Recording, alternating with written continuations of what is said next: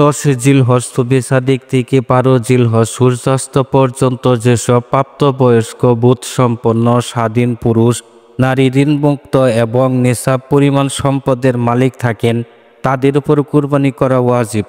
গৃহপালিত উট, গরু, মহিষ, ছাগল, ভেড়া, দুম্বা এগুলোর মধ্যে নর মাদি উভয়টি দ্বারাই কুরবানি করা জায়েজ।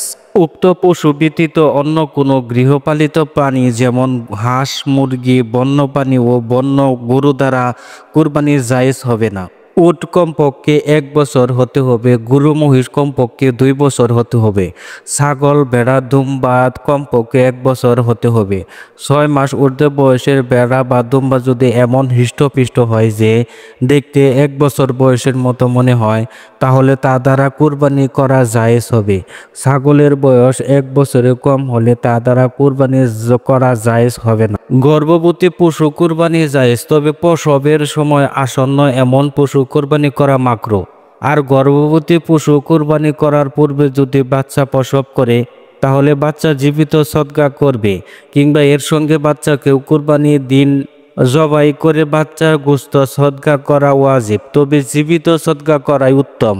আর গর্ভবতী পশু কুরবানির নিয়তে জবাইয়ের পর বাচ্চা জীবিত বের হলে কুরবানির সময়সীমার মাঝে সেটা জবাই করে মা ও বাচ্চা উভয়টি গোশত খেতে পারবে, কিন্তু সময়সীমার মাঝে বাচ্চা জবাই না করলে পরবর্তীতে বাচ্চাটিকে জীবিত সদকা করে দেওয়া ওয়াজিব। উল্লেখ্য, বলদ গরু বা বান্দা গরুর কুরবানি জায়েজ। এছাড়া খাসিকৃত ছাগল দ্বারা কুরবানি করা উত্তম।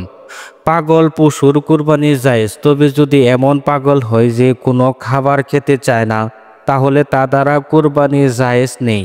জবাইয়ের জন্য পশু শোয়ানোর সময় পা ভেঙে গেলে কিংবা চোখে আঘাত লেগে চোখ নষ্ট হয়ে গেলেও কুরবানি করা জায়েজ। ঈদুল আজহা বা কুরবানির ঈদ মুসলিম উম্মার এক বিশেষ খুশির উৎসব। একই সঙ্গে জিলহজ মাসে আরবি হিজরি সনের মাসগুলোর মধ্যে অন্যতম।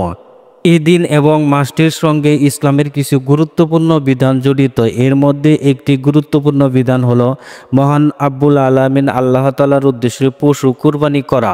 কুরবানির বিষয়টি কেবল সামাজিক দৃষ্টিকোণ থেকে নয়, বরং এটি একটি মহান ইবাদত। এতে রয়েছে তাকওয়া ও ইসলামের একটি মহান পরীক্ষা। পবিত্র কুরআনুল কারিমে মহান আল্লাহ তাআলা বলেন, এগুলোর গোশত রক্ত আল্লাহর কাছে পৌঁছে নয়, কিন্তু পৌঁছে তার কাছে তোমাদের মনের তাকওয়া। এমনইভাবে তিনি এগুলোকে তোমাদের বশ করে দিয়েছেন যাতে তোমরা আল্লাহর মহত্ব ঘোষণা করো, এবং এই কারণে যে তিনি তোমাদের পথ প্রদর্শন করেছেন।